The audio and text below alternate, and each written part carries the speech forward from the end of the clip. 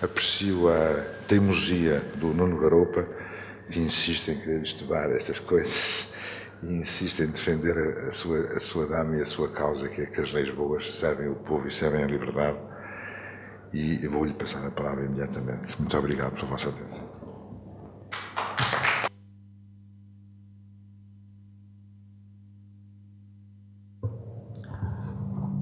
Ora, boa noite. Eu queria também só dizer duas outras palavras antes de dar o início à sessão com o Ricardo, a apresentação do trabalho, e um pouco na sequência do que disse o professor António Barreto, dizer que isto é um projeto da Fundação que envolve a avaliação legislativa e que neste aspecto foi feito em colaboração com a Universidade Católica aqui do Porto. E de alguma maneira responde àquilo que eu acho que é digamos, um puzzle ou uma incógnita que existe, uma contradição que existe na nossa sociedade, que é o consenso, que acho que é alargado, e talvez dos poucos consensos que existem neste momento entre as nossas elites, é a má qualidade da produção legislativa, como já foi referido. Acho que ninguém defende que a produção legislativa em Portugal é de qualidade. E todos também penso mais ou menos estamos de acordo que a má produção legislativa que existe em Portugal tem custos económicos muito importantes, em termos não só da atividade económica do cotidiano, mas e fundamentalmente na capacidade ou na não capacidade de atração de investimento, seja investimento estrangeiro, seja mesmo investimento doméstico.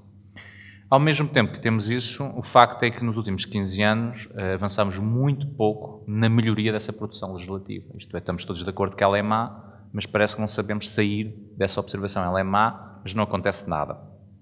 E, de facto, como disse o professor António Barreto, existem neste momento boas práticas e programas de avaliação legislativa por toda a Europa, uns melhores que outros, uns com mais efetividade que outros, mas eles existem.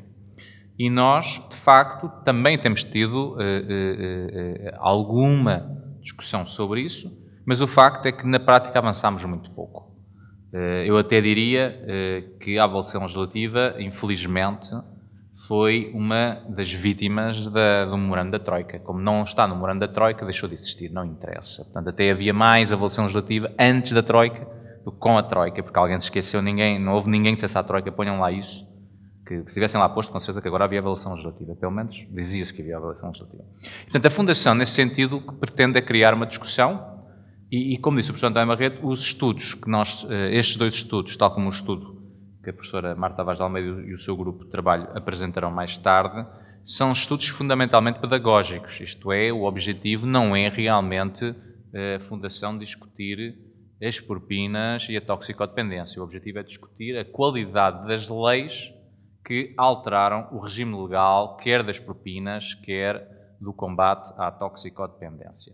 Isso não quer dizer, e como o Ricardo vai ter a oportunidade com certeza de falar, de que os estudos em si mesmos não tenham uma atualidade, tendo em conta quer o facto de, na última semana, ter havido questões outra vez sobre as propinas, enfim, o lápis de língua do Sr. Primeiro-Ministro, ontem a questão das smart shops e, portanto, voltar outra vez à questão como é que se deve regular o mercado das substâncias que têm este tipo de problemas.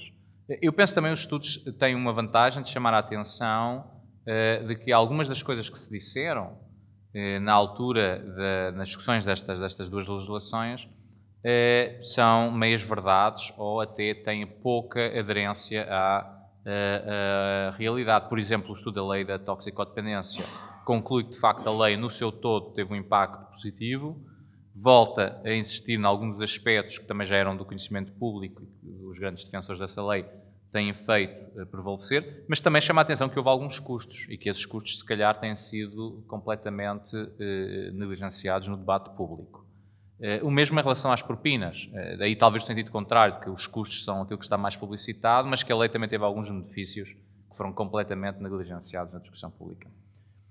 O que é que vai ficar deste trabalho da Fundação? Eu penso que, primeiro, fica o exercício pedagógico, segundo, eu penso que fica a discussão, uma contribuição para esta discussão, e terceiro, fica, na nossa opinião, a exigência de que, pelo menos nestas áreas, quando se voltar a legislar, e pelos vistos vamos voltar a legislar muito em breve, pelo menos as discussões sejam um bocadinho mais informadas do que têm sido. Só para terminar, acho que é importante esclarecer, no entanto, que o papel da Fundação não é substituir só o Estado em avaliação legislativa. Portanto, a Fundação não se vai dedicar a fazer avaliações legislativas daqui para a frente. Esse não é o papel da Fundação. O papel da Fundação é motivar a discussão e, de alguma forma, com estes estudos mostrar que é possível fazer avaliação legislativa em Portugal. E que, portanto, até certo ponto, falta essencialmente vontade política. Porque demonstrou-se que, quer em termos de recursos humanos, quer em termos de mais ou menos disponibilidade de dados, os estudos conseguiram ser feitos, uns com mais dados, outros com menos dados, uns com mais simulações, outros com mais criatividade, mas os estudos conseguiram ser feitos e não dependem não parece depender da qualidade dos recursos humanos e dos dados o problema de não termos, neste momento, avaliação legislativa. E com isto eu passava a palavra ao Ricardo para fazer então a apresentação dos 2 estudos. Muito obrigado. De qualquer maneira, eu vou percorrer um pouco aquelas que foram os principais pontos que nós focámos e tentar dar-vos um pouco a ideia do que foi o nosso percurso ao longo do tempo e as nossas principais conclusões. Eu vou começar pela Lei do Financiamento do Ensino Superior por motivos cronológicos, porque foi o primeiro que nós fizemos. E o objetivo deste estudo era, essencialmente, olhar retrospectivamente para o impacto que a Lei de Financiamento do Ensino Superior de 97 teve na sociedade portuguesa. Seguimos, tal como tinha sido acordado com a Fundação, as guidelines da Comissão Europeia para a avaliação de impacto legislativo, portanto, sempre que possível, tentar quantificar, tentar ser objetivo, fundamentalmente permitir que terceiros pudessem reproduzir os nossos resultados com os mesmos dados. Ora bem, isto quase não se vê, é propositado, isto é uma cronologia legislativa que mostra aqui que desde 1941 até 1992 temos um vazio enorme no financiamento do ensino superior. Portanto, em 1941 foi fixada uma propina de 1.200 escudos para a frequência do ensino superior público. Na altura sabemos quem era o Presidente do Conselho de Ministros, e em 1992 foi introduzida a famosa Lei das Propinas, que tanta contestação deu na altura, e como bem sabem. Portanto, houve aqui uma mudança, acima de tudo, não de fundamento, no sentido de termos que pagar para frequentar o ensino superior público, mas sim de montante. Portanto, em 1992 foi introduzido um valor bastante mais significativo para a frequência do ensino superior público. Portanto, esta lei deu muitos problemas, foi a Tribunal Constitucional. O Tribunal Constitucional determinou que algumas das suas disposições eram inconstitucionais. Portanto, em 1994 foi feita uma nova lei que tentava incorporar esse feedback do Tribunal Constitucional, mas em 1996, com a eleição do António Guterres como Primeiro-Ministro, portanto, o governo PS, houve uma espécie de vamos começar da estaca zero. Portanto, foi dada por muitas razões históricas, obviamente, mas houve, para além da contestação, foi decidido que vamos repensar o financiamento do ensino superior público começando do zero e, portanto, em 1996 foi reposta a propina anual de 6 euros. Portanto, hoje em dia, os tais 1.200 escudos. E, portanto, em 97 surge, aí sim, a lei que nós estivemos a analisar. Portanto, é uma lei que não apenas cobra propinas para a frequência do ensino superior público, mas olha para o ensino superior público como uma relação tripartida mais abrangente entre Estado, alunos e universidades. Portanto, para além das propinas, envolve, por exemplo, mecanismos de ação social, envolve uma maior clarificação das transferências do Estado para as universidades, entre outros. Desde então, a essência dessa lei não mudou significativamente. Houve uma alteração de valores em 2003, mas hoje em dia continua, a essência da Lei de Financiamento do Ensino Superior continua a vigorar e continuam a ser cobradas propinas relativamente baixas face ao custo real de um aluno no ensino superior público. Ora bem, só para contextualizar, para terem um pouco a ideia, eu vou apresentar aqui alguns gráficos, alguns que vou descrever com mais cuidado do que outros.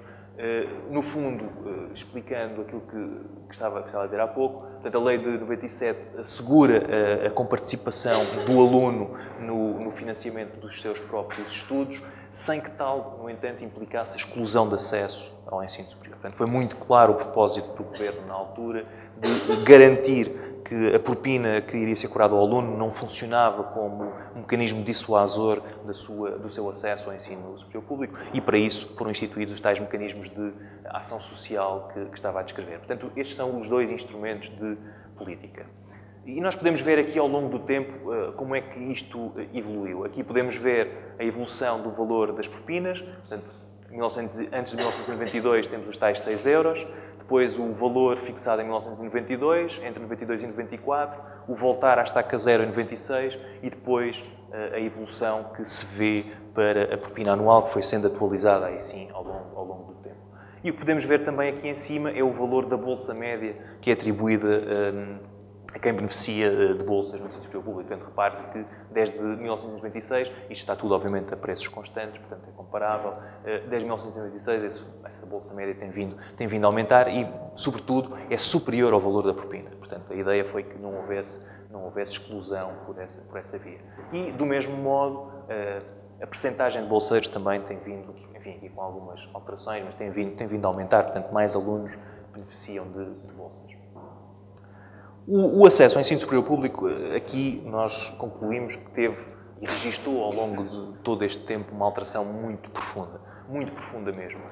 O que nós podemos ver aqui à esquerda é essencialmente a comparação entre o número de alunos que frequenta o ensino secundário, em particular o 12º ano, e veja-se que em 1996 esse número era aqui muito expressivo. Obviamente nem todos obtiveram aprovação, portanto, aqueles que poderiam passar para o ensino superior são em menor número, mas sempre superior ao número de vagas. E, portanto, nós temos, fundamentalmente, em 1996, como todos nós sabemos, um excesso de procura para o ensino superior público, que resultava, obviamente, em que nem todos os alunos eram colocados e muitos não poderiam prosseguir estudos, porque não eram colocados nas universidades públicas, e outros iriam para o ensino privado. Ora, veja-se que ao longo de pouco mais de uma década, essa situação sofreu uma inversão completa. Nós, hoje em dia, temos, pelo contrário, um excesso de vagas face ao número de candidatos. E só não temos mais por uma razão muito simples, porque nós, neste momento, temos muitos candidatos ao ensino superior público que não vêm diretamente do 12º ano. Porque se olhássemos apenas para os que terminam o 12º ano, que estão aqui, esse número é muito inferior, em milhares, ao número de vagas. Portanto, uma alteração drástica, obviamente com uma origem demográfica, em larga medida, mas que determina fundamentalmente que a situação hoje é muito distinta da que era em 1996. Ora bem, o principal mecanismo que nós vimos que nos parece ter funcionado com a Lei de Financiamento do Ensino Superior em 1997 é o seguinte, e é fácil de pensar nele. As propinas foram ou passaram a ser cobradas diretamente aos alunos e constituem, obviamente, uma receita para as instituições de ensino superior. Ora, na medida em que mais alunos pagam mais propinas, as instituições passam a ter incentivos para aumentar o número de vagas que disponibilizam. E isso verifica-se aqui. Veja-se que desde 1996 as universidades e institutos politécnicos, que agora já quase não existem, passaram a aumentar não apenas o número de cursos que ofereciam, obviamente cada curso tem um número de vagas associadas, como também mais e diferentes universidades passaram a oferecer mais e diferentes cursos.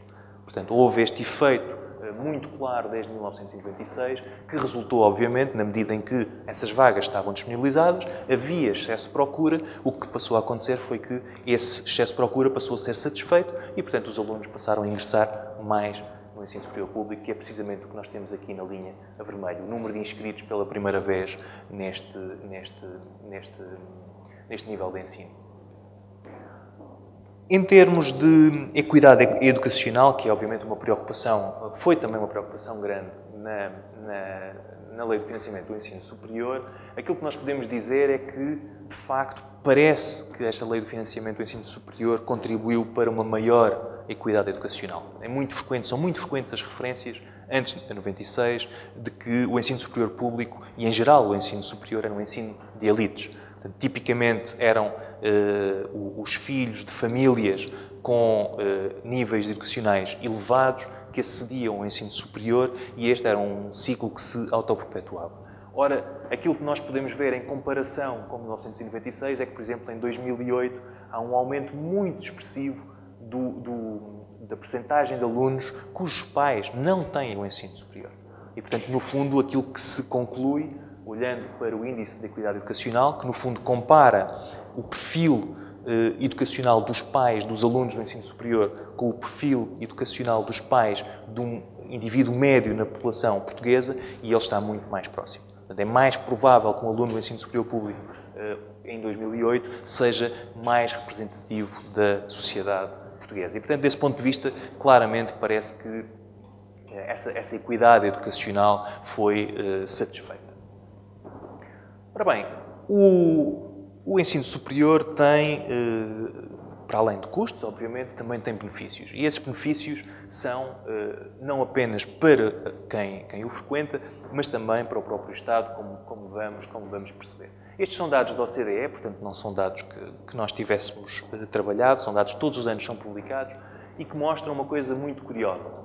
Este valor que aqui está é o valor atualizado do benefício individual líquido em frequentar o ensino superior. Ou seja, o indivíduo que frequenta o ensino superior ingressa no mercado de trabalho, vai receber um salário e esse salário, ao longo da vida, vai ser superior ao salário que ele oferiria se tivesse apenas o ensino secundário, num valor equivalente a 373 mil dólares.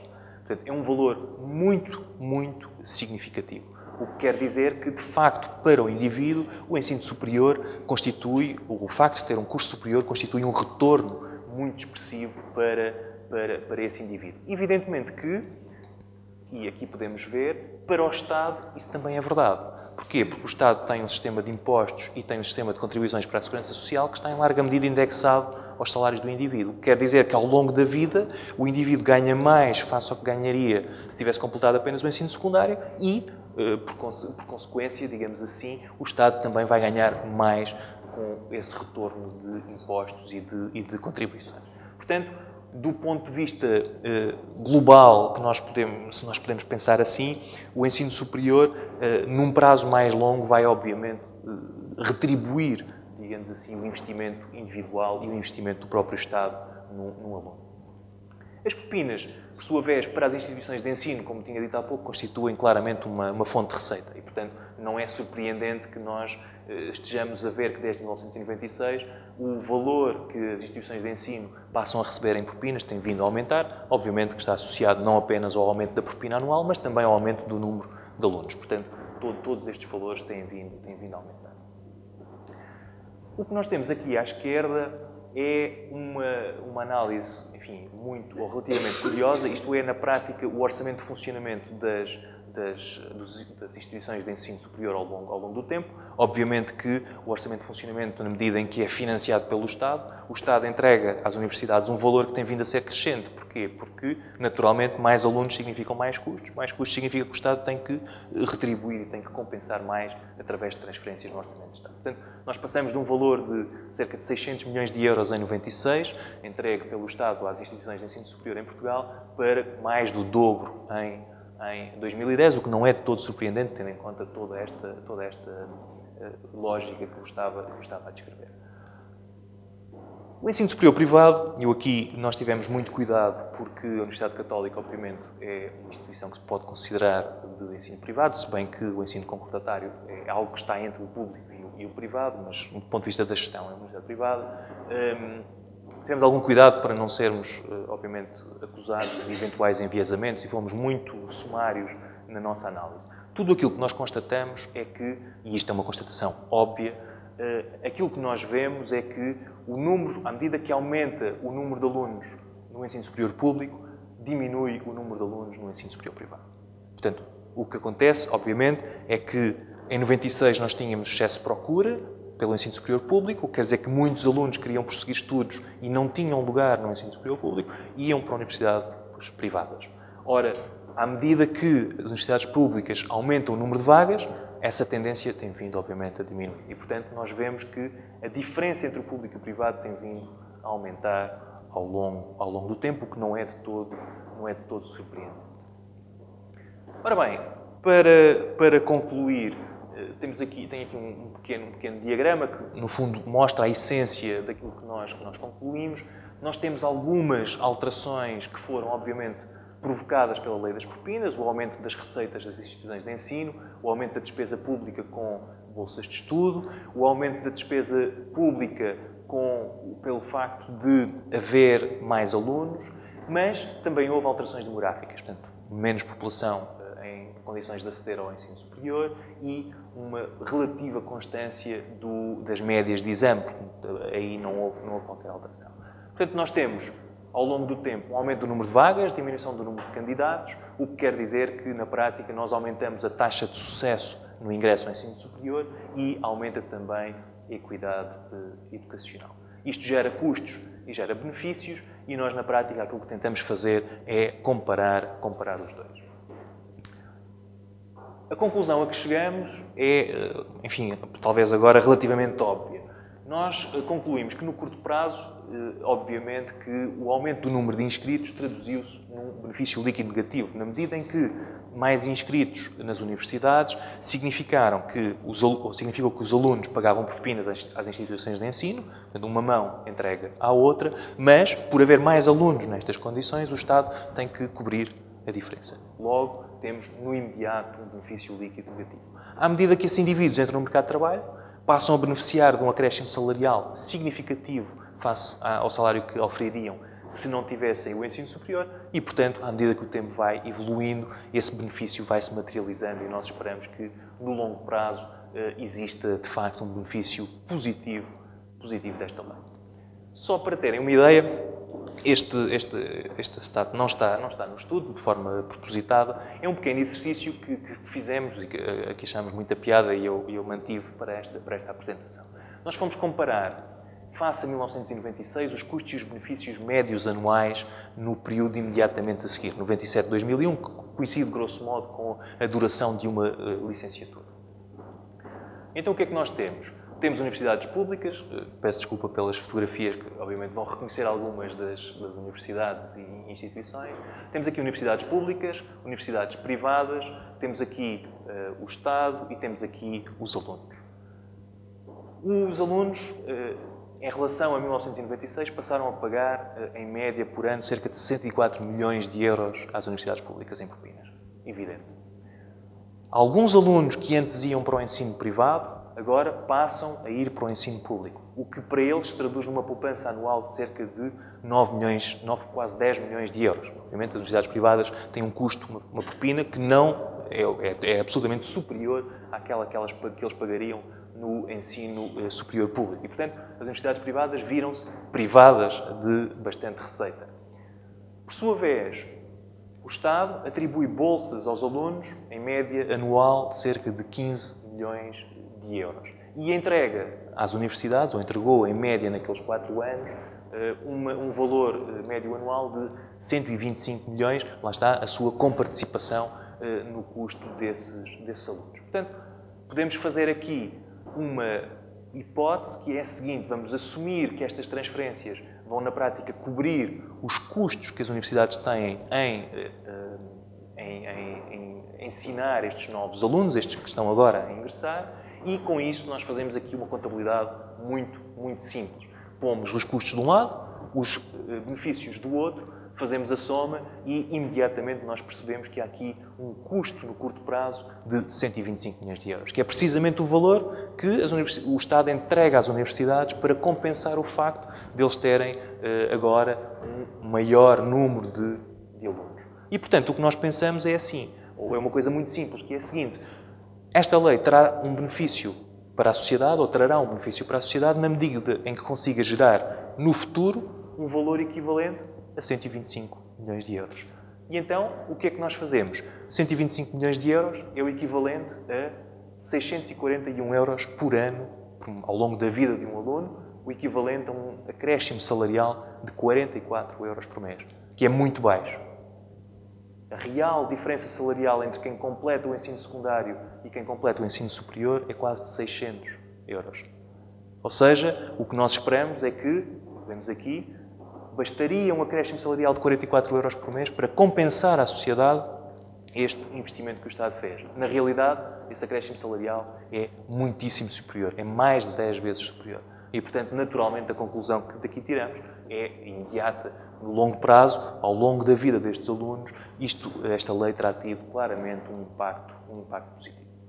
Passando agora para a Estratégia Nacional de Luta contra a Droga, o propósito desta nossa análise, e como o Nuno Garoupa teve a oportunidade de referir, e o Professor António Barreto também, nós o que fizemos foram avaliações de impacto legislativo, portanto estas leis não estão relacionadas, portanto quando se lê droga e propinas não são para juntar no mesmo pacote, mas na Estratégia Nacional de Luta contra a Droga nós seguimos, grosso modo, a mesma metodologia, com algumas adaptações, precisamente porque a toxicodependência gera um custo para a sociedade. Portanto, aqui falar de benefícios é um pouco estranho, na medida em que a toxicodependência ou afeta negativamente a sociedade. Portanto, o que nós queremos é, no fundo, reduzir o impacto negativo que a toxicodependência tem. Portanto, obviamente, no limite, o ideal era reduzir esse impacto a zero. Para isso, utilizamos uma metodologia que é comumente utilizada neste tipo de análise, que é a chamada Cost of Illness, que, no fundo, o que faz é olhar para a toxicodependência como gerando diferentes impactos, diferentes custos para a sociedade. E, portanto, nós o que fomos fazer foi olhar para esses diferentes custos, ver qual foi a sua evolução ao longo do tempo e ver se a Estratégia Nacional de Luta contra a Droga teve algum efeito, algum impacto, na medida em que poderá ou não ter reduzido esse custo social. Historicamente, a droga evoluiu, enfim, o tratamento da droga evoluiu imenso ao longo dos séculos e, portanto, nós passamos, especialmente em Portugal, daquilo que nós chamamos um paradigma fiscal, em que, basicamente, a droga era vista como uma mercadoria e, portanto, era relativamente ou era facilmente acessível, digamos assim. Havia regulação de comércio, portanto, havia alguma regulação desse comércio, mas era geralmente, começar mal vista, mas não era proibida enquanto tal. Gradualmente as coisas foram mudando. Portanto, cá está, em 1970, nós fomos também acompanhando a evolução de outros países europeus. A droga passou a ser vista como um problema sério que exigia o tratamento criminal e, gradualmente, a partir daí, também seguindo a evolução histórica, a toxicodependência foi gradualmente sendo vista como um problema de saúde. E, portanto, enquanto tal, foram aparecendo vários documentos legislativos que gradualmente foram considerando a toxicodependência como uma doença que necessita de tratamento e que necessita, em particular, de uma visão mais abrangente e menos redutora do que simplesmente considerar o seu consumo ou a sua utilização como um crime. E, portanto, nós chegamos a 1999 e, no fundo, dando sequência a uma série de documentos e normas jurídicas, a Estratégia Nacional de Luta contra a Droga, no fundo, institui uma evolução que, no contínuo das leis em Portugal, não era assim tão radical quanto isso, mas que, na prática, e comparado com o que é a situação noutros países europeus e não só, é, de facto, uma evolução bastante significativa. Na medida em que, entre outras coisas, olha para o problema da toxicodependência como um problema conjunto de vários elementos, toxicodependência como uma doença, os toxicodependentes têm que ser tratados e têm que ser ajudados, tem que ser ajudada a sua reinserção na sociedade. O tráfico de drogas deve ser punido, deve continuar a ser punido criminalmente, mas o consumo de drogas não. E, portanto, houve todo um conjunto de visões que a Estratégia Nacional de Luta contra a Droga acaba por incorporar, que obviamente deram depois lugar nos anos subsequentes a diversas normas jurídicas que, no fundo, seguem logicamente aquilo que esta estratégia nos diz. Portanto, este quadro de intervenção completo reconhece claramente a importância e interdependência de todos estes elementos.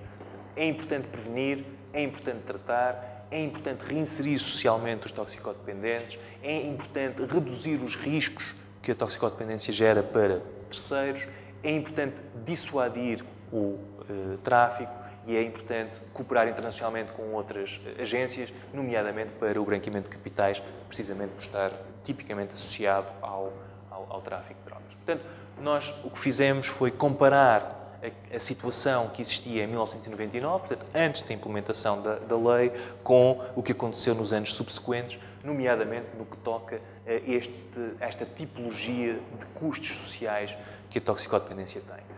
Os custos de tratamento, prevenção e redução de danos, portanto, são custos tipicamente associados, por exemplo, aos CATs, às comunidades terapêuticas, unidades de desabituação, tudo o que é rede de tratamento de toxicodependência.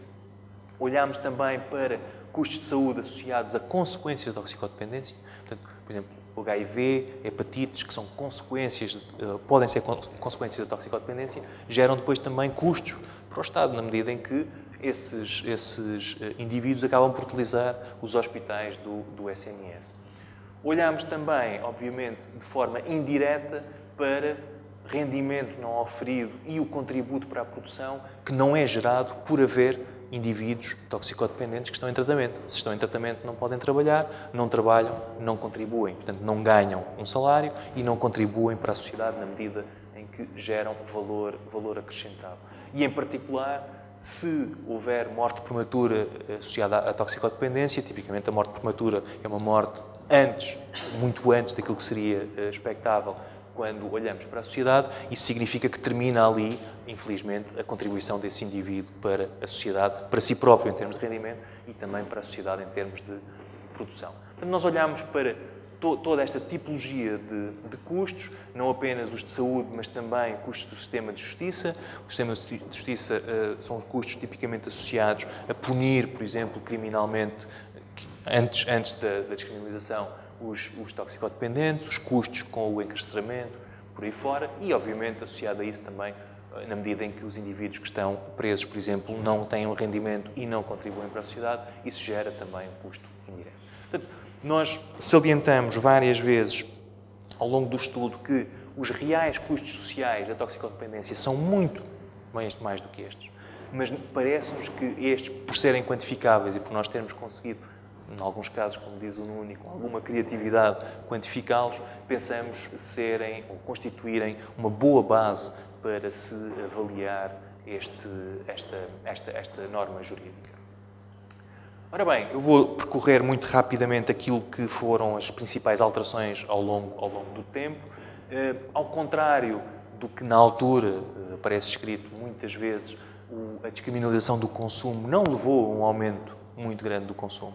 Curiosamente, e em particular das franjas mais jovens da população, levou a um aumento da experimentação de drogas, curiosamente, nas franjas mais idosas da população, mais idosas, enfim, meia idade, por aí fora. E houve, pelo contrário, uma redução nos indicadores de consumo. Porque, obviamente que, ao mesmo tempo que se descriminaliza, foram iniciadas campanhas de prevenção, de informação, muito significativas e, portanto, assim se vê que a Estratégia Nacional é, de facto, um documento que tenta, de alguma maneira, colmatar todas as possibilidades e tenta endereçar cuidar de todos os problemas que estão aqui associados.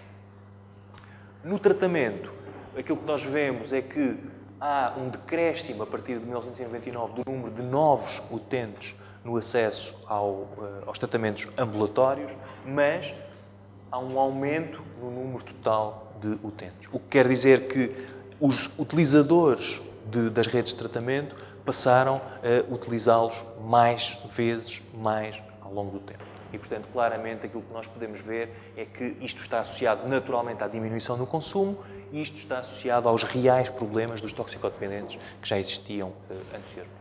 Portanto, naturalmente que isto aqui, este lado direito, o número de utentes, é o principal causador dos custos. Portanto, um centro de atendimento, por exemplo, tem que estar dimensionado para este crescente número de utentes de ambulatório.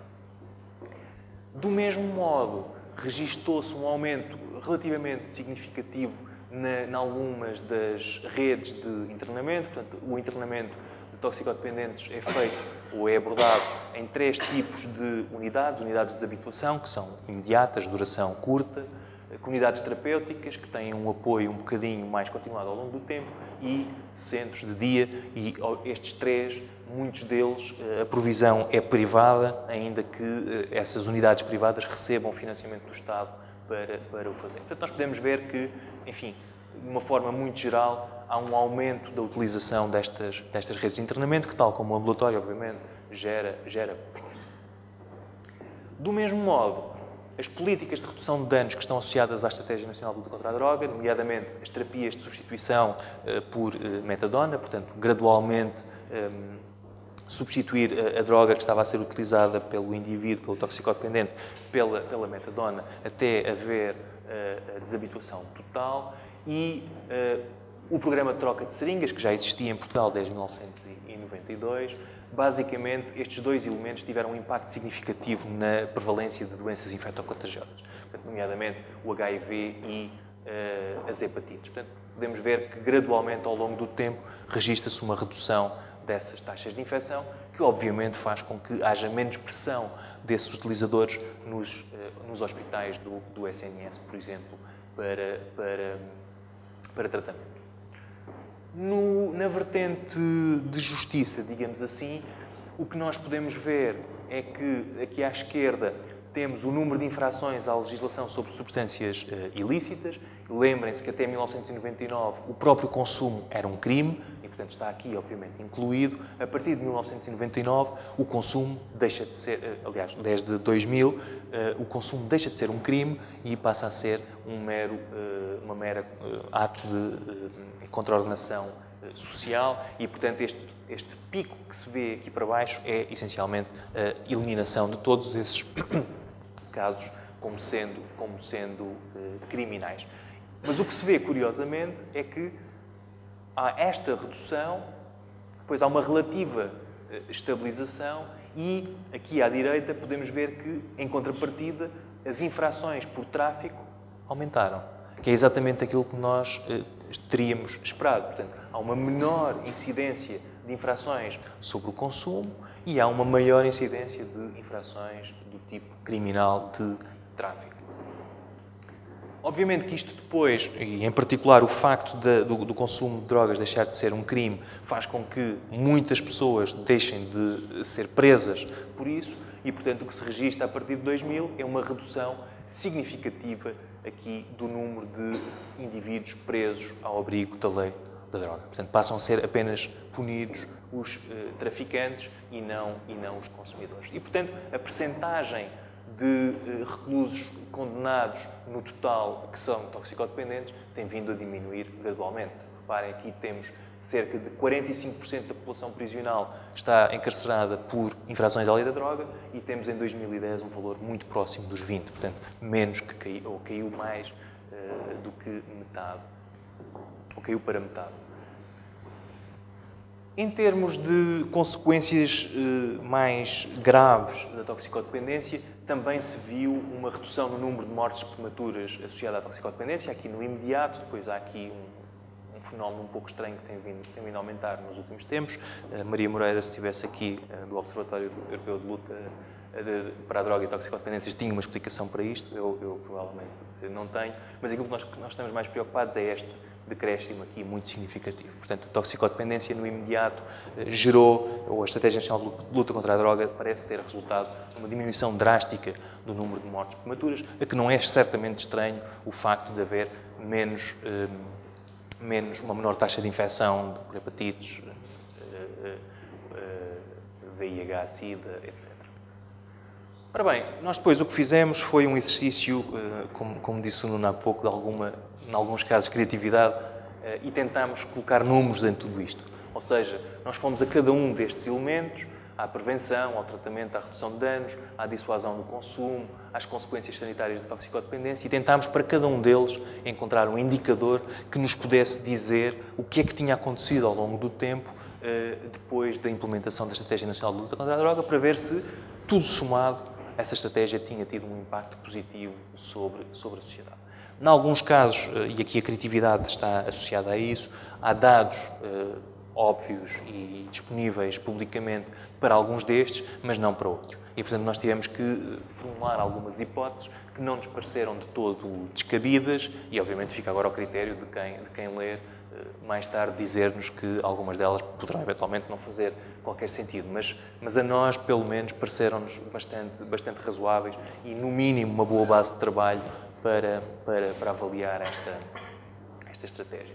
E, portanto, o que nós fizemos foi juntámos tudo isto e chegámos a uma estimativa daquilo que nós chamamos o custo social da toxicodependência. E, portanto, esse custo social da toxicodependência era de aproximadamente 350 milhões de euros em 1999 e em 2010 é pouco mais de 250 milhões de euros. Ou seja, tudo isto somado, nós tivemos, obviamente, em alguns campos, nomeadamente aqui, custos de saúde direto, o orçamento do IDT, por exemplo, tem vindo a aumentar, mas, em contrapartida, os custos com internamento por VIH e hepatites têm vindo a diminuir. É um exemplo. Aqui, por exemplo, temos um aumento dos custos associados à prevenção do tráfico de droga, Polícia Judiciária. Em contrapartida, como a PSP e a GNR deixaram de estar preocupadas com o consumo, obviamente aí advém uma poupança de custos. A mesma coisa com os tribunais. Os tribunais deixaram de estar entupidos com casos de consumo de drogas, passaram a estar mais preocupados em combater e punir os traficantes. Portanto, nós temos aqui um jogo que nós descrevemos com algum cuidado no nosso estudo, de alguns itens em que há um ganho, outros itens em que não há um ganho, pelo contrário, há um aumento de custos, mas quando calculamos tudo como um todo, vemos que a Estratégia Nacional de Luta contra a Droga teve, de facto, um impacto positivo.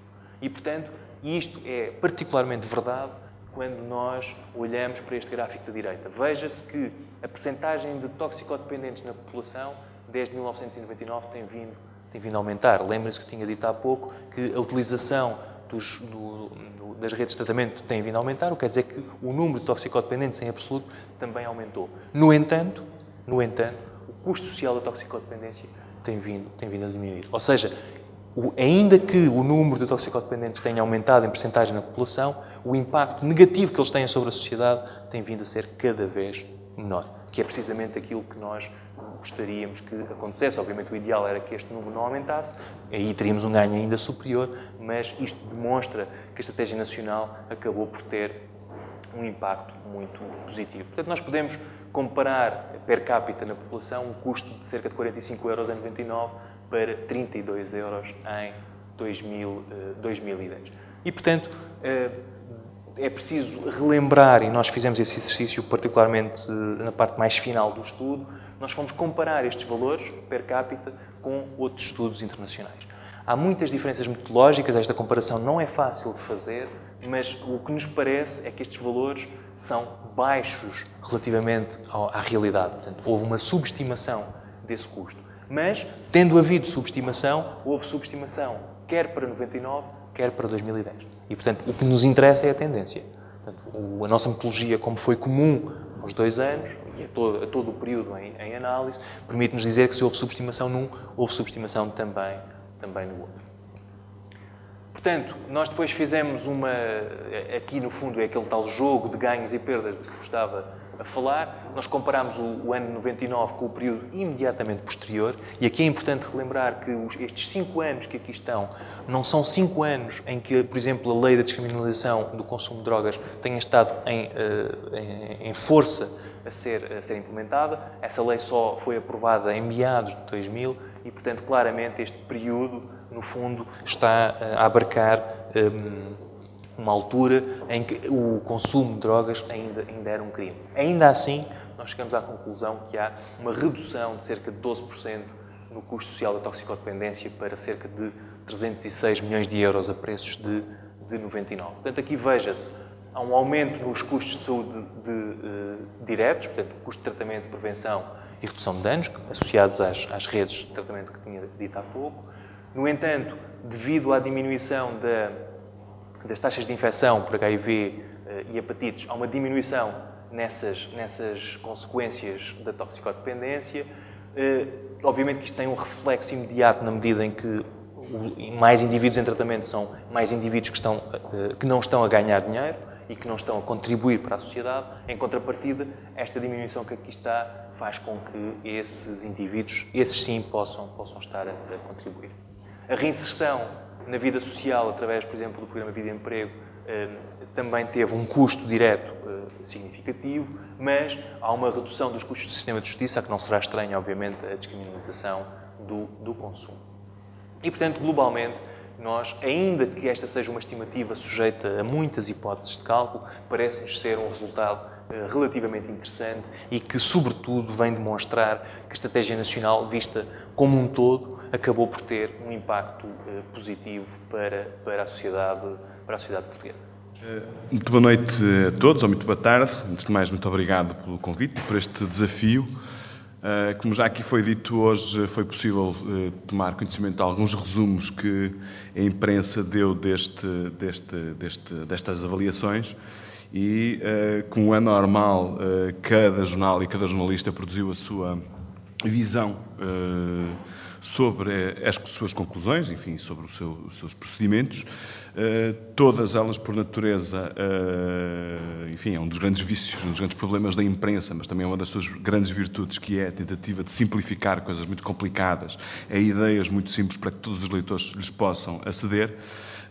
De qualquer forma, portanto, devo notar que vocês fizeram também, portanto, pelo menos a mim fizeram-me chegar um resumo de 37 páginas e depois fizeram um resumo para jornalistas, ou seja, faz-me lembrar aquela coleção que existe que é tipo tecnologia para totós, vinho para totós, enfim, já conhecem bem os defeitos do métier.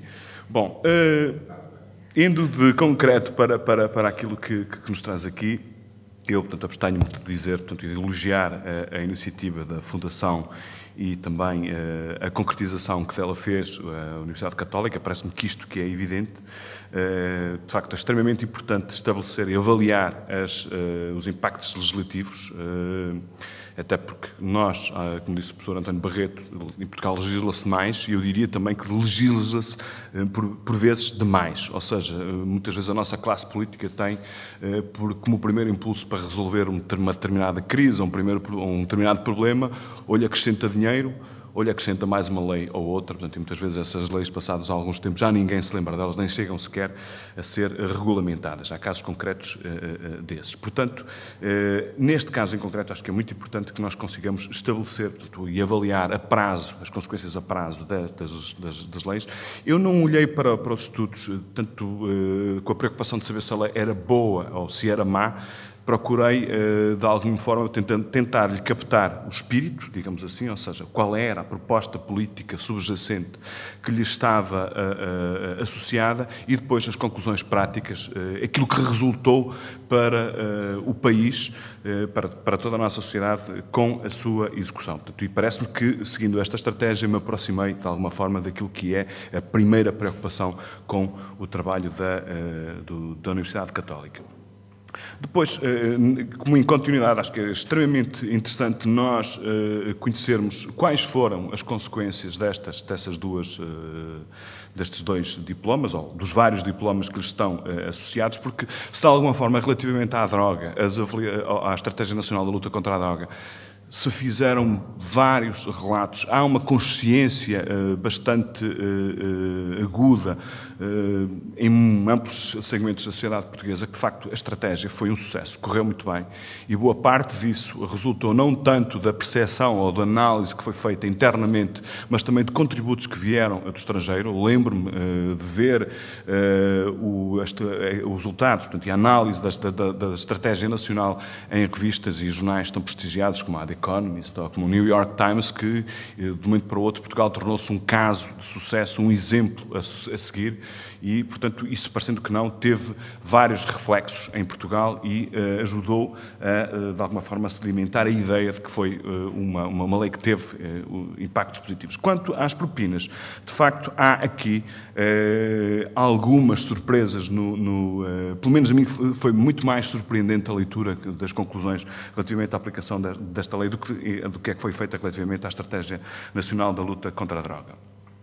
Depois, finalmente, um terceiro aspecto que parece ser muito importante ressalvar, portanto, na leitura deste vosso trabalho, é, enfim, um pouco, já foi aqui sugerido, que é a tentativa de transpor, de alguma forma, alguns ensinamentos sobre aquilo que foi feito e aquilo que foi conquistado para o nosso tempo, para isto principalmente numa altura em que estamos todos aí, fomos todos convocados para discutir uma coisa enigmática para já chamada refundação do Estado Social. Eu acho que muitas das práticas que aqui estão nos ajudam de alguma forma a situar o nosso pensamento e até certo ponto esse debate. Começando pela primeira parte, ou seja, sobre a importância da avaliação em si próprio, eu não acho que estas leis não tenham sido avaliadas. Eu lembro-me que na altura, nomeadamente no caso concreto da lei da que criou o financiamento, o novo Fundo de Financiamento do Ensino Superior Público, houve imensos debates, houve imensas avaliações prospectivas, houve imensas antecipações de consequências, de exclusão, ou de inclusão, ou de melhoria, ou de pioria daquilo que seriam as universidades públicas, e de alguma forma, portanto, fez-se um escrutínio com alguma atenção daquilo que poderia ser essa lei, e o mesmo aconteceu na lei relacionada com as drogas.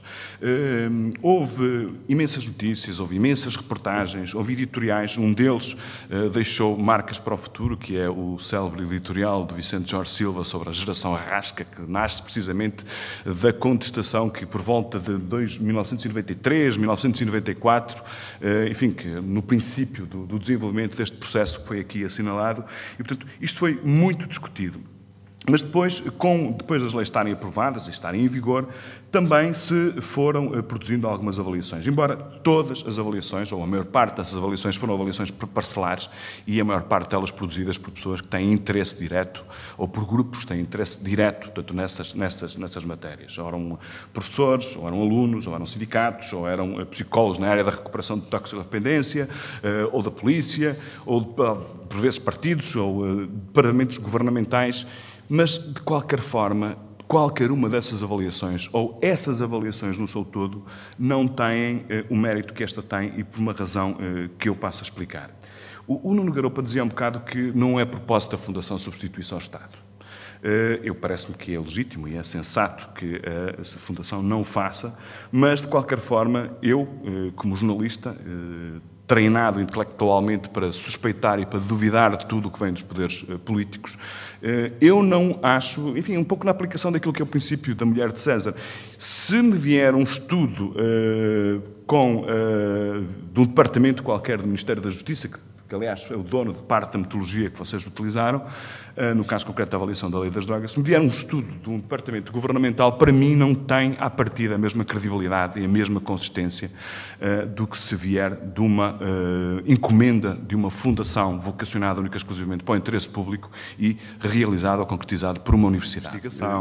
Porque é que não procurou fazer com que a sua formação fosse mais consistente? Porque é que não procurou atrair mais professores estrangeiros? Está claro que depois há outro tipo de limitações que são associadas a este tipo de exigências, mas, de qualquer forma, isso é uma das questões que eu acho que fica em aberto e era interessante nós irmos mais além neste particular. Como era de sabermos que tipo de ganhos efetivos é que o país teve para além dos ganhos do impacto fiscal que haver uma população mais educada, com rendimentos mais elevados, que vai ter que pagar mais IRS, era se calhar interessante saber o tipo de vagas e de custos novos que foram criados e o seu ajustamento à realidade económica do país, que tipo de impacto é que isso pode ter, ou teve, ou virá a ter no curto prazo, portanto, não promovendo uma simples análise econométrica, mas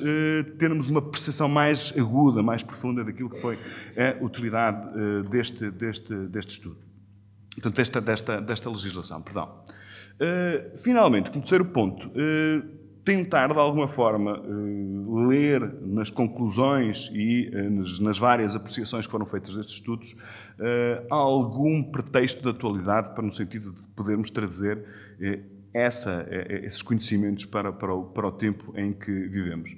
Eu, por um lado, não deixei de reparar que, olhando até para a própria gênese das duas iniciativas, eu lembro-me perfeitamente que, quando a lei das propinas foi discutida, esta versão final da lei das propinas, discutia-se muito que a introdução do copagamento na educação, o copagamento foi uma expressão, afinal de contas, não usada pelo nosso primeiro-ministro na entrevista à TVI. Toda a gente a interpretou, mas depois viemos a saber que ele não a disse, e de facto não a disse. Mas, portanto, questões como o cofinanciamento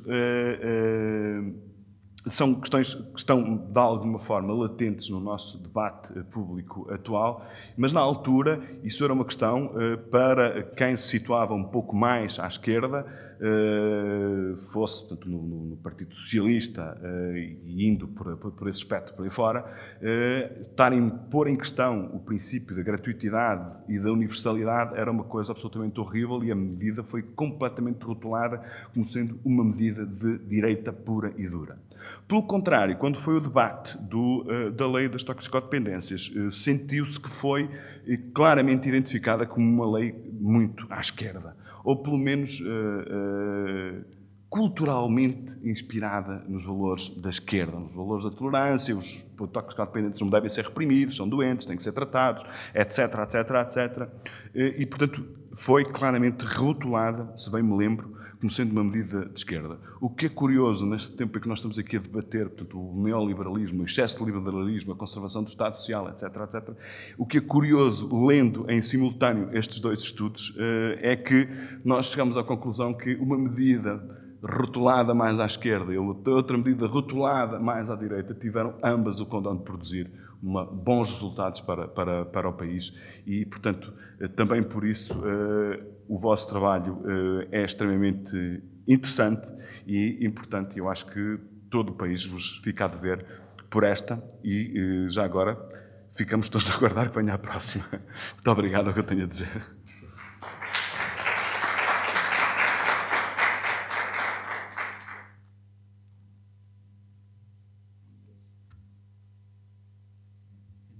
Agora abríamos a discussão ao público. Se alguém tiver alguma questão que queira colocar a qualquer dos membros da mesa.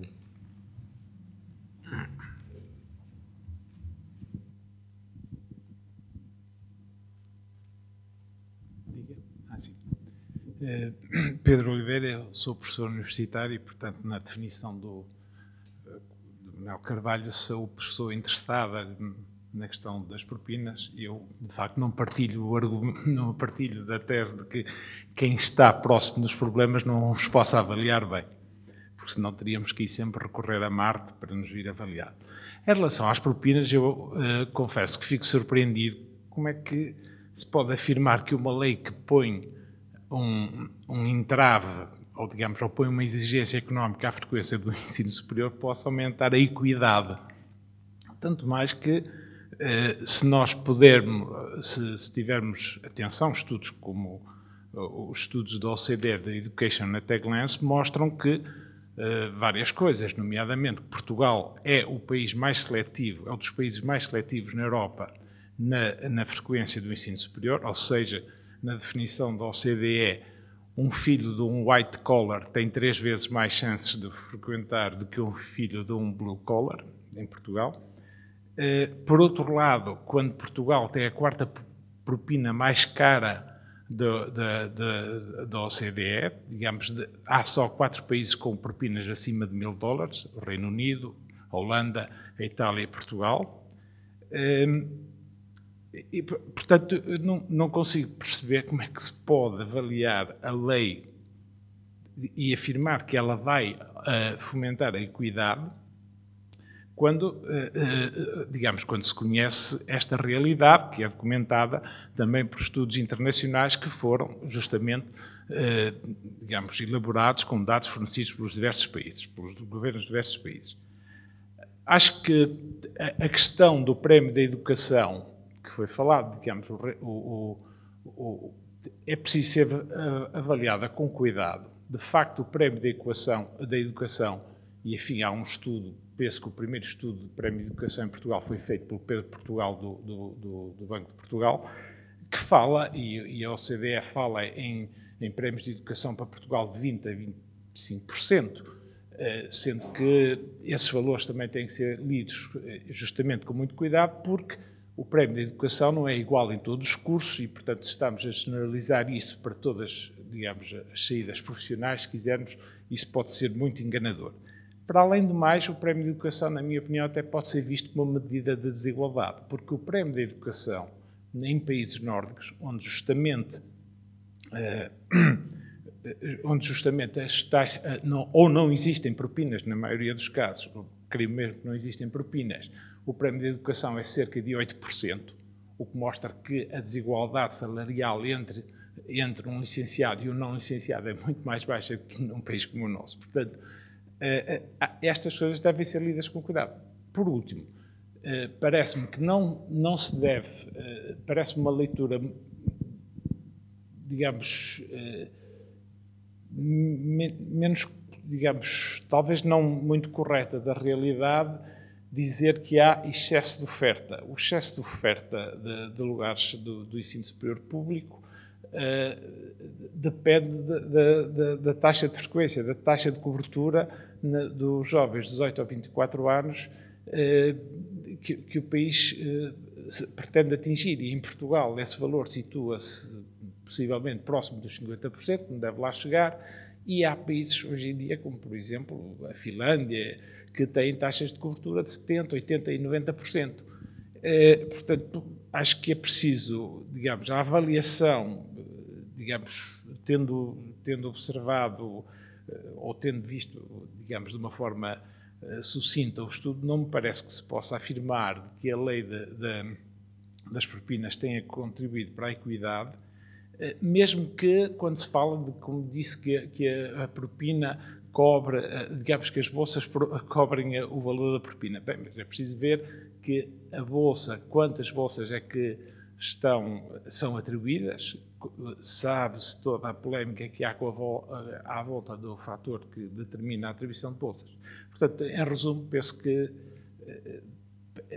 careceria de maior justificação, de maior fundamentação a afirmação de que contribuiu para a equidade.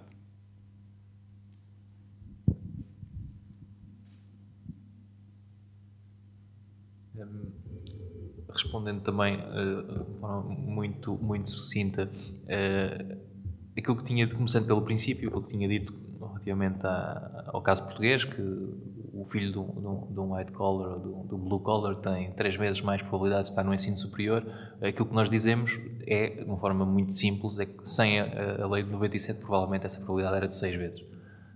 Qualquer coisa assim do género. Portanto, no fundo, nós não dizemos, o número é fictício, atenção. O que nós estamos a dizer é que parece-nos que a Lei de Financiamento do Ensino Superior de 97 contribuiu para uma maior equidade, na medida em que diminuiu a probabilidade de um indivíduo cujos pais têm um ensino superior serem eles próprios. Portanto, de haver esta autoperpetuação das elites. Porque é importante perceber que a lei do financiamento, era o que estava a dizer há pouco, obviamente que a propina constitui uma barreira ao acesso ao ensino superior. Isso é indiscutível, nem nós discutimos isso. Agora, é preciso perceber também que a lei de 97, ao contrário da de 92, que foi introduzida na altura pelo governo PSD, instituiu um mecanismo de ação social que a de 92 não tinha instituído. Ou seja, houve um cuidado para que a propina que foi fixada em 1997 não constituísse uma barreira ao acesso ao ensino superior. Podemos discutir, e obviamente que há casos de indivíduos que provavelmente para os quais a bolsa não seria suficiente e acabou por ser um fator dissuasor, mas nós estamos a olhar para o global, portanto, e no fundo, no cômputo geral, aquilo que nós podemos verificar, aquilo que nós verificamos, pelo menos, tanto quanto nos é possível, é que, ainda que o valor da propina pudesse ser uma barreira, o facto de existir um mecanismo de ação social associado fez com que essa barreira não fosse efetiva. E, portanto, de facto, o aumento da percentagem de bolseiros, o aumento da bolsa média que era atribuída aos bolseiros, fez com que ou melhor, poderá ter sido um dos fatores que contribuiu para essa menor desigualdade, para essa maior equidade educacional. Tinha dito também, e referido também, e com toda a correção, que provavelmente Portugal é, ou continua a ser, se calhar, dos países em que isso é mais desigual, em que há menos equidade educacional. É possível. Agora, também é dos países em que o acréscimo salarial, quando se tem o ensino superior face ao ensino secundário, é maior. E isso citou os dados da OCDE, e os dados da OCDE demonstram precisamente isso. Aliás, temos aqui, posso pôr esse gráfico, relativamente à média da OCDE, o acréscimo salarial para um português com o ensino superior face ao ensino secundário é muitíssimo superior. E, portanto, ainda que possa dizer o valor das propinas em Portugal é dos mais altos da Europa, não vou discutir isso, obviamente. É preciso relembrar que, ainda que seja alto, existem mecanismos de ação social que permitem que isso não seja uma barreira efetiva. Para além disso, o benefício a seguir é muito superior ao benefício que se registaria noutro país da OCDE. E, portanto, muito honestamente, não nos parece que a nossa análise esteja enviesada para um lado ou para o outro. Tentamos ser, obviamente, o mais objetivos possível. Naturalmente, estamos sempre sujeitos a crítica. Já sabemos que no meio académico é mesmo assim e é saudável que assim seja, mas o argumento que apresentou não me parece que seja suficientemente convincente ou suficientemente forte para dizer, não, afinal, a propina, ou o valor da propina, de facto constitui uma barreira de acesso, porque não é isso que se verifica. Ou não foi isso que se verificou. Finalmente, quanto à afirmação que eu fiz de excesso de oferta, a mim parece-me relativamente óbvio, talvez não possa não ser interpretado assim por outras pessoas. A mim parece-me relativamente óbvio que quando num concurso nacional de acesso ao ensino superior existem 55 mil vagas e 45 mil candidatos, por exemplo, que isso é um excesso de oferta, que é exatamente a situação que nós temos hoje em dia. Isso, para mim, a leitura imediata é essa. Obviamente que estamos a falar em primeira fase, na segunda fase vêm mais alunos, mas objetivamente esta é a realidade hoje, ao passo que em 1996 era inversa. Tínhamos cerca de 80 mil candidatos para cerca de 40 mil vagas. Portanto,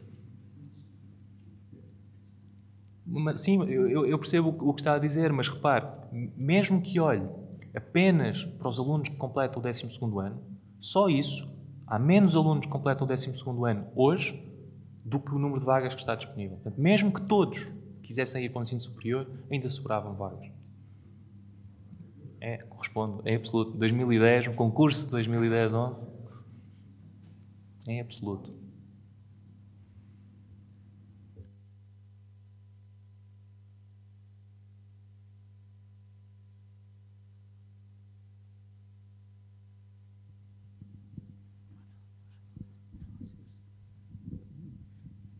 Eu era só juntar-me mais aqui ao debate do que propriamente, porque eu fiquei também com alguma perplexidade num primeiro momento sobre o que aquela relação com a equidade, não é? Mas depois, lendo com um bocadinho mais de cuidado, o que aconteceu foi que quando houve esta alteração, ou por força dela, as universidades passaram a abrir muitas mais vagas. E, portanto, usando uma terminologia que há poucos tempos teve também na ordem do dia, anteriormente havia um racionamento pela via do número clausus muito maior do que passou a existir e, portanto, o número de vagas, mais do que compensou, o alargamento do número de vagas permitiu um acesso, sobretudo de pessoas, de estudantes de origens socioeconómicas mais baixas. Não é? Isso reflete-se também, que há tempos eu andei a ver os números na Pordata, no número de bolsas, na percentagem de bolsas que são atribuídas no ensino privado e no ensino público. Aquelas relações, há relações estabelecidas, não é? E uma delas é que, de facto, as pessoas que têm uma origem socioeconómica mais elevada têm melhor aproveitamento no secundário e quando havia um número clausus muito curto, eram esses que entravam no ensino superior. O ensino superior era um mecanismo de perpetuação da diferença de classes, chamamos-lhe assim. Não é? Quando passou a... portanto, o que é que acontecia? Íamos ver o ensino privado, e mesmo no momento em que passou a haver a ação social escolar também se aplicava aos estudantes do privado, havia uma percentagem maior de bolsas atribuídas ao privado do que havia no público. E hoje em dia isso inverteu-se. Portanto, a percentagem de bolsas atribuídas no ensino público é superior àquela que existia no privado. Portanto, ou seja, desapareceu a democratização, o alargamento do número de cláusulas. Portanto, o incentivo que houve para as universidades oferecerem mais vagas, portanto, criou essa digamos, alargou esse âmbito e criou essa oportunidade para pessoas de origens socioeconómicas mais baixas. Obviamente que criou, a certa altura, a minha interpretação, o incentivo tornou-se perverso, porque as universidades passaram, com o somatório da propina, mais o que recebiam do Orçamento de Estado, passaram a ter lucro. Se não quiserem pôr a coisa assim de uma forma mais... ter lucro com cada vaga que ia abrindo, e, portanto, isso a lei, a economia explica que se isso for assim, portanto, eles vão ter um incentivo para ir aumentando as vagas e eventualmente, neste momento, a partir de 2010, os números são muito duros, que é, de facto, o total de número de vagas no ensino superior público excede, portanto, o número de potenciais candidatos. Portanto, isso são estatísticas. E, portanto, isso depois traduz-se no facto das universidades terem queixarem-se do financiamento, mas terem, ao mesmo tempo, umas contas razoáveis na Caixa de Depósitos, ou ainda não estão em offshore, mas pronto. Ora bem, eu queria pôr algumas questões que não vai ser propriamente uma questão de fundo, até porque estas duas áreas são áreas que eu também não conheço muito bem. Queria colocar, sobretudo, duas ou três questões mais que têm a ver com a metodologia do trabalho. Eu estive a passar uma vista de olhos pelo relatório final, pareceu-me bastante bem documentado e bem apresentado, e penso, como já foi aqui dito também, que vai ser interessante como modelo e como exemplo, portanto, pedagogicamente, para outros estudos que sejam feitos nesta área. E gostava de lhe colocar ao professor Ricardo Gonçalves saber qual foi a equipe de trabalho, ou seja, eu parece-me que, assim, à partida que estiveram só envolvidos juristas, mas só economistas, desculpe, mas dá-me ideia que, com certeza, houve muitos contactos, sobretudo, por exemplo, nesta questão da droga, e mesmo a questão do ensino, ou com especialistas da área, mas também, por exemplo, há uma numeração bastante grande dos aspectos jurídicos, portanto, eu queria saber se houve também outros colaboradores, porque normalmente quando nós falamos da avaliação, falamos em equipes multidisciplinares e mesmo os sociólogos, por causa da pesquisa dos dados, que nem sempre é fácil, e isso era a minha segunda questão. Um dos problemas que muitas vezes se coloca nas avaliações, quer a posteriori, quer ex ante, que às vezes ainda é mais difícil, é a pesquisa dos dados. E, portanto, eu queria saber se houve dificuldades e se, inclusivamente, em relação a setores públicos, departamentos, etc., se cederam com facilidade a informação, porque isso é sempre uma das questões, para além da falta de dados, muitas vezes porque há toda uma cultura de um certo mistério, é tudo secreto, é tudo confidencial, e, portanto, muitas vezes é difícil nós termos acesso aos dados. Por isso era outro dos aspectos que eu lhe queria colocar. E, portanto, e outra questão, porque há uma passagem, penso eu, no relatório, em que se refere que os estudos poderão ser feitos em departamentos de Estado, etc. Eu tenho algumas dúvidas e aí, aliás, a questão também já foi posta e até internacionalmente, normalmente diz-se que as avaliações ex post, a posteriori, deverão ser feitas por entidades independentes. Portanto, ainda que, obviamente, com a colaboração dos departamentos. Isso é um aspecto que é sempre focado, com a colaboração dos departamentos que fizeram aquela lei.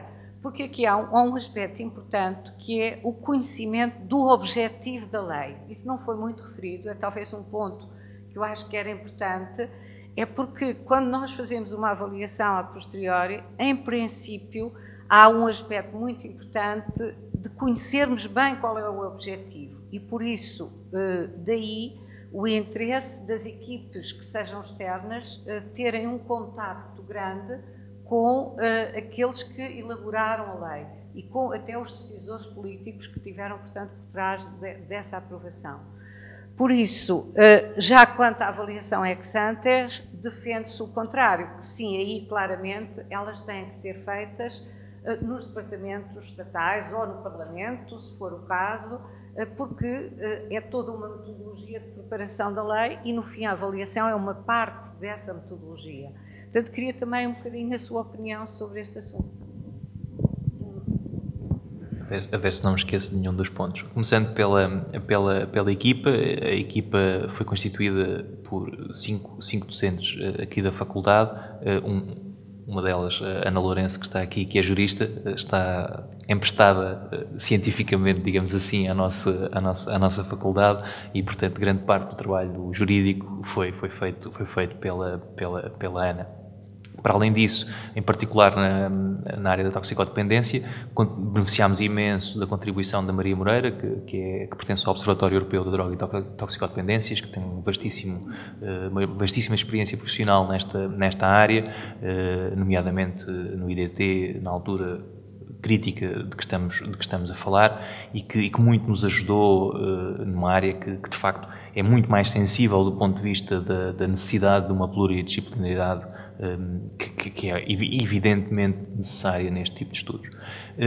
Mas depois, para além disso, portanto, isto foi na construção, digamos assim, do nosso trabalho, beneficiámos imenso também de uma prática que não é muito comum em Portugal e que a Fundação, a meu ver, pelo menos, muito bem instituiu, que foi portanto, nós tivemos 2 relatórios finais, digamos assim, um para as propinas e um para a droga. E o que a Fundação fez foi organizar um workshop fechado com especialistas. Portanto, esses especialistas tiveram acesso ao nosso estudo. Portanto, no caso das propinas, pessoas que, curiosamente, uma semana depois, algumas delas estavam no governo, foi em 2011. Outras que são pessoas de inquestionável seriedade e contribuição no ensino superior, e na droga, no caso da Estratégia Nacional de Luta contra a Droga, a mesma coisa. Pessoas do IDT, pessoas do Observatório, pessoas da sociedade, psicólogos, enfim,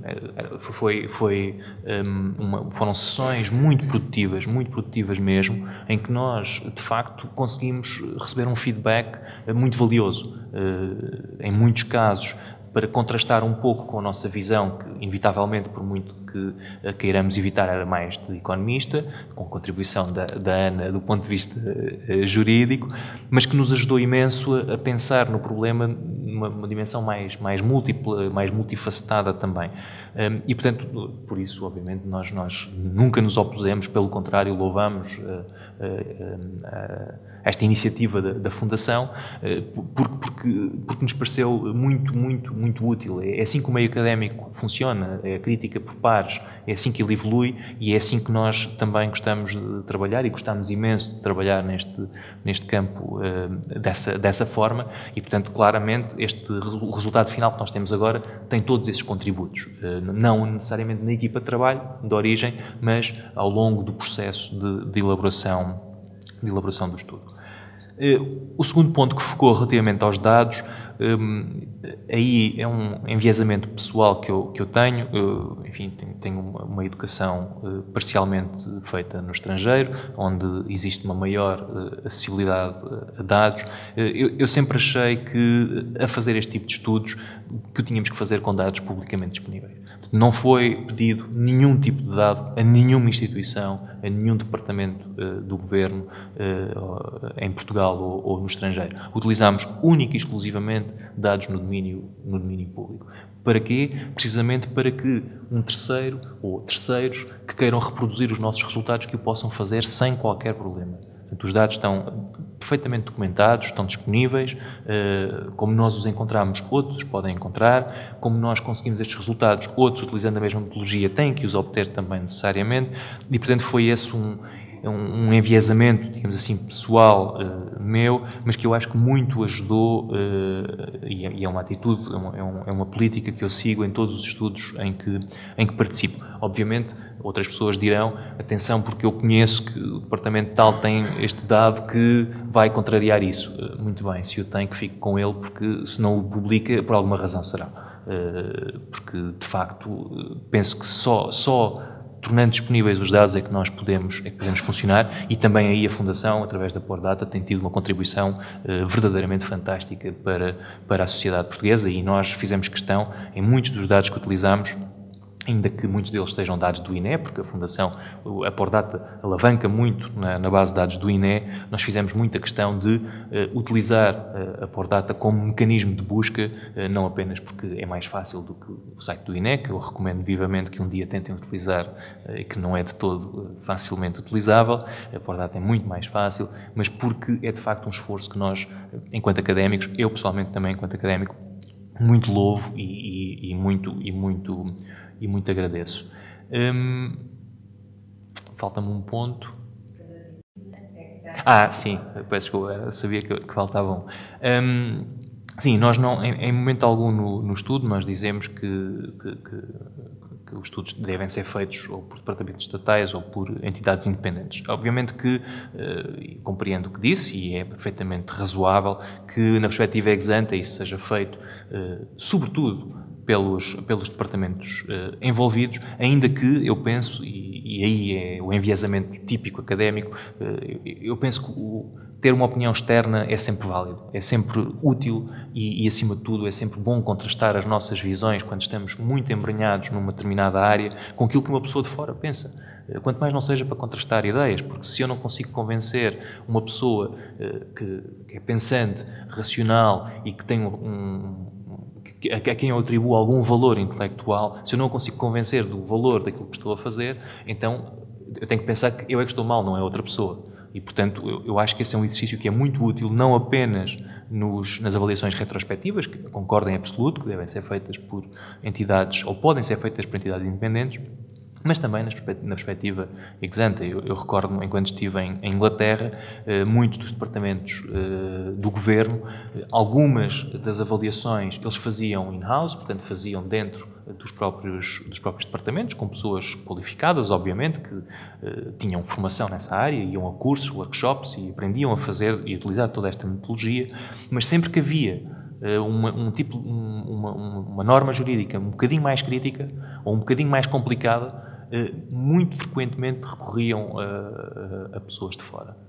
Universidades, empresas, consultoras, o que seja. Mas parece-me, o Sr. António Barreto disse muito bem, e o Nuno Garopa também, ao fim e ao cabo nós estamos a produzir, ou vamos produzir uma norma jurídica que vai ter efeitos no espaço e no tempo. E, portanto, é muito importante que, especialmente quando são normas jurídicas de grande magnitude, de grande alcance, que estejamos perfeitamente conscientes de que aquilo vai funcionar. Porque senão andamos em círculos e não conseguimos, de facto evoluir.